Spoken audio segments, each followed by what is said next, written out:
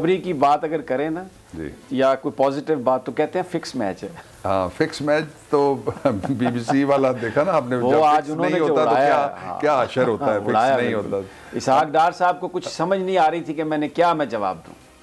वो उन्होंने तीन बातें बिल्कुल वाजे कर दी अपनी गुफ्तगू के दौरान। एक तो मफरूर हैं, उन्होंने कहा जी आप तो मफरूर हैं, नवाज शरीफ साहब सजा याफ्ता हैं, दूसरी बात। और तीसरा उन्होंने कहा कि ये हिसाब देना, ज़रा घरों का हिसाब दे दें। और चौथी बात उन्होंने एक और कही कि यूरोपियन यूनियन कह चुकी है कि 2018 के इंतखाबात उसके जो नताइज हैं वो क्रेडिबल हैं और वो शफाफ इंतखाबात। एग्जैक्टली, अंदरून मुल्क बैरून मुल्क, जो पहला वो 70s वाले इंतखाब के बाद ये 2018 का दूसरा इंतखाब था जिसको सारी दुनिया ने कहा, सवाए जिनके मसाइल हैं, मसाइल मुश्तरका हैं, गम मुश्तरक हैं, वारदातें भी मुश्तरक थी, मफादात भी उनके मुश्तरक हैं। पहले अच्छी बात से आगाज़ करते हैं।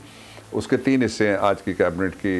एक तो ये कि 4.5 घंटे का इजलास था और उसमें जो गैस की लोड मैनेजमेंट है घरों के लिए और इंडस्ट्री के लिए बहुत अच्छा प्लान एक सामने आया।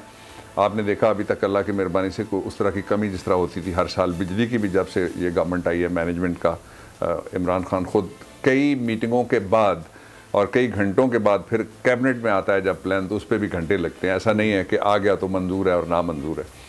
दूसरा ये कि दो बहुत बड़े शहर एक तरह से आबाद होने जा रहे हैं। एक तो रावी वाला, उसकी प्रेजेंटेशन थी, और वो तो लाहौर की और ये जो पंजाब है इसकी सबकी तकदीर बदल जाएगी और उसके बहुत बड़ी इन्वेस्टमेंट उसके अंदर एक्सपेक्ट की जा रही है और उसमें प्राइवेट सेक्टर को भी इन्वॉल्व किया जाएगा। दूसरा जो बंडल आइलैंड, उसके हवाले से हुई आज ब्रीफिंग और उस पर भी बहुत अच्छी खबरें हैं पाकिस्तान के लिए, जो सारा कुछ करेगी हुकूमत पाकिस्तान और एक यूनिट को ज़्यादा उसका फ़ायदा होगा जो सूबा सिंध है, बल्कि मेजर फ़ायदा उन्हीं को होगा वहाँ के जो पाकिस्तानी हैं। फिर इसके बाद जो तीसरी अच्छी खबर थी वो ये थी, जो पूरी दुनिया में कश्मीर के हवाले से मुस्लिम उम्मा पहली दफ़ा मुत्तहिद हो गई है।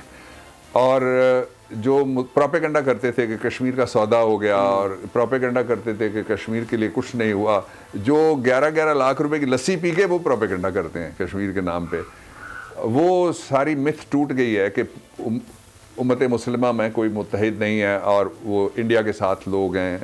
प्रोपेगेंडा करने वाले उनके अपने अपने मकासद हैं, उनके अपने अपने एजेंडे हैं, लेकिन एक बात तय हो गई है और उन्होंने भी तीन बातें कही हैं। पहला तो उन्होंने कहा है कि आप जो अमेंडमेंट से पहले वाली सूरत हाल है वो बहाल करें, और दूसरा उन्होंने कहा है कि कश्मीरियों के साथ हैं, और तीसरा ये है कि वो मुसलमानों का एक मसला एक तरह से जो प्रोपेगेंडा था उसका ख़ात्मा हो गया कि पूरी उम्मत एक पेज पे मसला कश्मीर के हवाले से पाकिस्तान के मौक़िफ़ जो आलमी इदारों के सामने पाकिस्तान शुरू से पेश कर रहा है उसके ऊपर आ गई है। अब एक और पहलू है जो बहुत अच्छा हुआ, वो ये है कि हमने तो कहा, और कहने का सबब क्या था, आपने कहा ना जलसों वाली बात, कहने का सबब ये था कि कोरोना के ऊपर जो SOPs बनाने वाली कमेटी है उसमें सारी हुकूमतें हैं, सिंध के चीफ मिनिस्टर समेत, और पाकिस्तान के सारे इदारे हैं, पाकिस्तान के सारे बड़े मेडिकल एक्सपर्ट्स वजारत सेहत के ज़रिए से वो भी उसमें उनका भी इनपुट है। उन सब ने जो कहा उसकी रोशनी में हुकूमतें का, वरना किस जलसे से गुजरांवाले के बाद आपने बहुत अच्छी बात की कि रोज़ एक जलसा दूसरे के बाद सुकड़ता जा रहा है। और जो मुल्तान में तो आपके ड्रोन मीडिया अटैक अब आ गए ना, वो तो जलसे को खोल के चीर फाड़ के रख देते हैं और उसकी ऑटोप्सी कर देते हैं।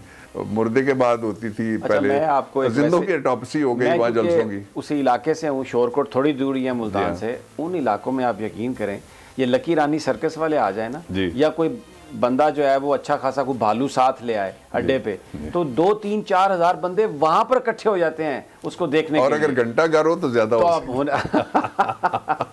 तो लेकिन ये बात आपकी सही है कि अगर आप कंपैरिजन करें तो जो अपोजिशन के जलसे थे उनकी तादाद में बहुत कमी होती जा रही है और ये जो सुकड़ रहे हैं उसका सबब है, उसका सबब पे पहले चले जाते हैं फिर जरा आगे बात बढ़ाते हैं। उसका सबब ये है कि कई लोगों ने, और महर बुखारी साहिबा का भी एक चल रहा था कि उन्होंने भी कोई किया जो अपने अकाउंट से, या मैं नाम अगर दुरुस्त ले रहा हूँ, मुझे किसी ने भेजा, तो वो लिखा हुआ था 2% लोगों ने कहा कि ये अपोजिशन ठीक कर रही है, 15% लोगों ने, 3% ने कहा, 15% लोगों ने कहा ये सिविलियन सुप्रीमेसी के लिए कर रहे हैं, और 83% लोगों ने ये कहा कि ये करप्शन बचाने के लिए कर रहे हैं। ऐसा ही। अब बीबीसी का इंटरव्यू भी अव्वलो आखिर करप्शन के गिर्द जो शरीफ खानदान किया इस और उनके समधी किया उसके गिर्द घूमता रहा। इसलिए लोगों को पता है, पाकिस्तान के अंदर लोग वाकिफ़ हैं कि NRO लेने के लिए ये सारी जिद्दोजहद हो रही है, और लोग वाकिफ़ हैं कि ये अपनी गर्दनें बचाने के लिए वो सज़ाएं जो कानून में लिखी हुई हैं किसी ऐसे मुजरिम के लिए जो इस तरह के जराइम करेगा, उनसे बचाने के लिए ये सारी। अच्छा, फिर दूसरा ये देखिए कि क्या अलमिया है कि एक तरफ जमहूरियत कहते हैं, पहले अब्बा है या दादा है, फिर बेटा है, फिर उसका बेटा है, फिर उसका भाई है, उस भाई का बेटा है, बेटी है, चाचा है, जिस तरह कल आप कह रहे थे सारे आपने गिन दिए, मैं उस्ताद नहीं गिन सकता, आपने बहुत ज़बरदस्त कल गिना। ये सारे के सारे, इसको आप स्टेटस को नहीं तो और क्या कहेंगे। अच्छा, दीन के बारे में भी हम सब का एहतराम करते हैं कि जो अकल है, फ़हम है, शऊर है, वो सारा मोमन की मिरास है। जो ही कलमा पढ़ता है सिद्के दिल से और सिर्रन जहरन ऐलान करता है वो अंदर बाहर से, तो वो उसकी मिरास हो जाती है। सो ये किसी घर की प्रॉपर्टी नहीं हो सकती। इसी तरह से जो जमहूरियत है उसमें बुनियादी नुक्ता यही है कि ये लोगों के लिए, लोगों के ज़रिए से लोगों की हुकूमत बनती है। लोगों के ज़रिए ख़ानदान के लिए ख़ानदान की हुकूमत नहीं बन सकती। फिर इसको जमहूरियत के अलावा जो मर्जी आप, मैं फैशिज़म का, टोटलाइटेरियनिज़म का, कोई मैं सेंट्रलाइज किस्म की लीडरशिप का या डिक्टेटरशिप का नाम नहीं ले रहा जान के, लेकिन इन सब के मानी जमा करें तो तब ये बनता है कि कोई ख़ानदान हो जो कह के हमारे। अब एक इसका पहलू था। दूसरा इसका पहलू ये है, ये जो जलसे हैं कि हमें जिस तरह 6-7 हज़ार बंदा, या वो आपने कहा कि बालू वाले पे भी जमा हो जाते हैं हज़ारों लोग कई जगह, तो वो उससे तो कोई नहीं डरता। असल बात ये थी कि लोगों की ज़िंदगियाँ और फिर हज़ारों लोग जो इनकी वजह से सिक्योरिटी पे खड़े रहे, वो माओ के बेटे हैं, वो किसी के खामंद हैं, किसी के वो भाई हैं, किसी के वो अब्बा हैं, किसी के वो फर्जंद हैं। उनकी ज़िंदगियों की हिफाजत की क्या जिम्मेदारी है कि उनको धक्के मार रहे हैं, उनको घसीट रहे हैं।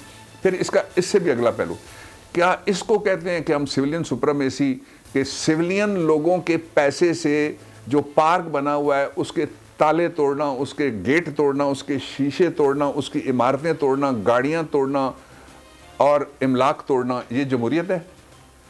वहाँ खड़े होकर सिर्फ अपने अब्बा जी की और अपने ख़ानदान की बात करना, ये भी क्या जमहूरियत है?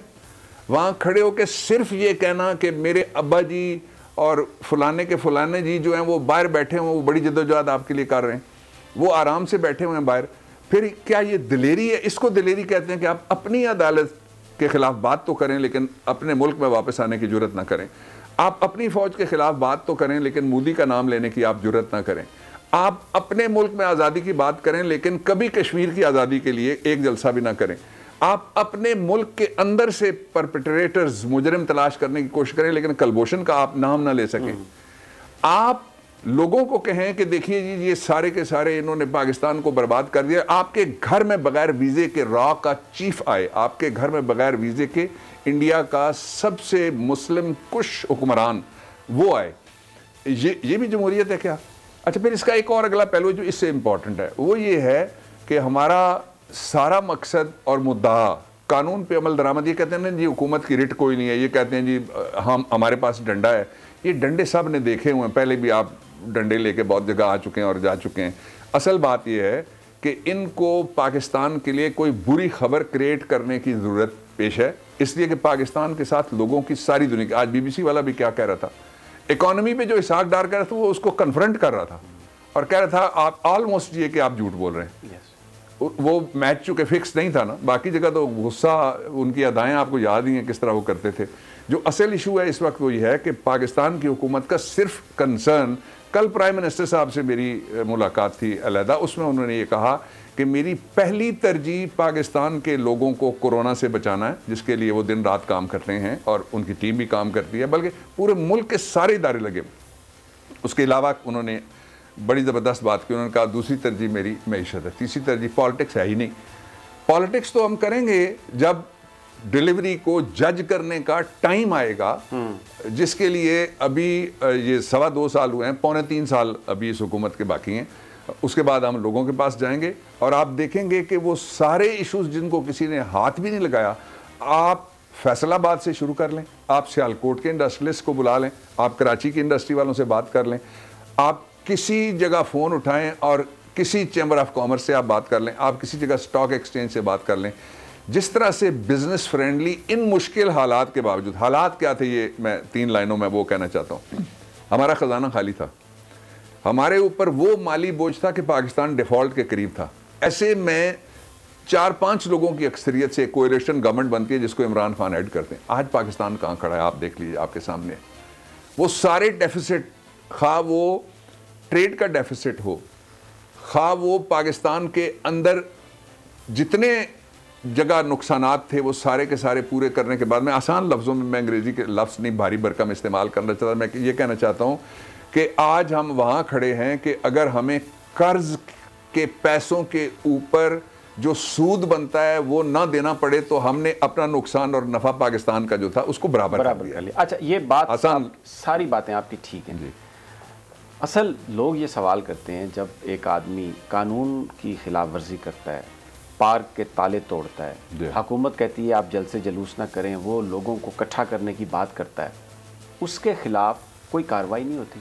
2-3 दिन हमने देखा पुलिस ने वहाँ पर एक्शन भी किया और उस जगह पे जलसा नहीं होने दिया, लेकिन जिन लोगों ने ये सब कुछ किया वो फिर सरेआम धमकियाँ दे रहे हैं। तो जो अगर रिट ऑफ द गवर्नमेंट इस तरह मुतासर होगी कि जिसमें जो बिल्कुल सीधा आके हुकूमत की खिलाफ वर्जी करे अहकामात की, तो इसका मैसेज क्या जाएगा? एक तो लीगल प्रोसेस है, लोग अगर कोई गिरफ्तार हो या कोई नज़रबंद हो, अदालत छोड़े तो उस पर हम क्या एतराज़ कर सकते हैं या हम क्या कह सकते हैं? वो तो अदालत की अपनी जजमेंट है, इंडिपेंडेंटली उन्होंने वो असेस किया कि इसको छोड़ना कानून के मुताबिक है, और जो हो रहा है वो उनकी नज़र में बज़ाहिर कोई ऐसा जुर्म नहीं है जिसके अंदर इसको बंद रखा जा सके। जब भी कोई बेल होती है या कोई रिलीज होती है तो यही ग्राउंड्स होती हैं जो वो कंसिडर करती है कोर्ट। एक पहलू ये, उस पर तो गवर्नमेंट उस आला मयार के ऊपर खड़ी रहेगी कि हम अदालतों के फैसलों का एहतराम करेंगे। अब उसमें तो गवर्नमेंट का इख्तियार नहीं है, नंबर 1। नंबर 2, वो चाहते हैं, दरअसल समी इब्राहिम साहब आपसे ज़्यादा कौन जानता है, वो चाहते हैं कि जिस तरह उन्होंने किया था ना मॉडल टाउन 1, उन्होंने किया था मॉडल टाउन 2। आपको याद है जो सलमान रुश्दी की किताब के ऊपर जुलूस निकला था इस्लामाबाद में, 8 बंदे। जी बिल्कुल, मेरे सामने, मेरी आंखों के सामने लोग शहीद हुए। ठीक, वो मॉडल टाउन 3 चाहते हैं, वो नहीं होगा हमारे दौर में, इसलिए कि अपने लोगों के खिलाफ अपनी सड़कों के ऊपर। मैं दूसरा नुक्ता में मुकम्मल करने लगा हूँ। हम ये कर सकते हैं कि जो कानून में लिखा उसके मुताबिक हम पहले उनको बाज रहने की तलकीन करें, वो करते रहेंगे। जलसे से रोकने के लिए कहें, वो करते रहेंगे। ये मुल्क के लोग और मीडिया भी तो अपनी जिम्मेदारी पूरी करें ना जो उनकी बनती है। लेकिन ये आपकी हुकूमत की बुनियादी ज़रूरत है कि enforcement of law, writ of the government. अगर रिट नहीं है, अगर आप एक जलसा बिल्कुल इस तरीके से करने की कोशिश की जा रही है जिससे लोगों की जिंदगियों को खतरा है, एग्जैक्टली तो वो आप अगर उसको नहीं रोक पाते, ये बुनियादी, तो ये एक बहुत बड़ा फेलियर नहीं होगा? ये नहीं, not at all. Government force deploy करती है, गवर्नमेंट इतला देती है, गवर्नमेंट ऑर्डर पास करती है। अगर उसको कोई वायलेट कर रहा है, अगर वो कोरोना के SOPs को कोई पांव के नीचे मसल रहा है, तो ये फिर पूरी कौम का मसला है, ये सिर्फ हुकूमत का मसला नहीं है। सब्सक्राइब करें और बेल दबाएं ताकि कोई खबर रह न जाए।